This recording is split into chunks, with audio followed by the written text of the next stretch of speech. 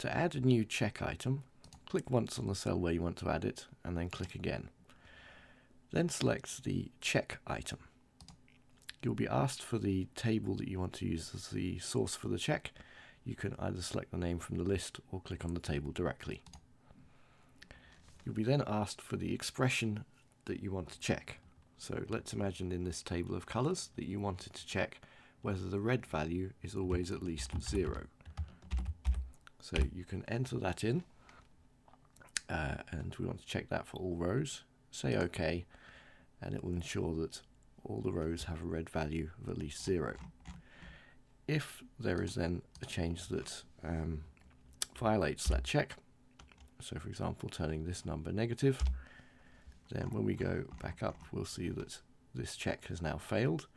This is now a link because it's failed. If you click on that, it will give you an explanation of why the check failed.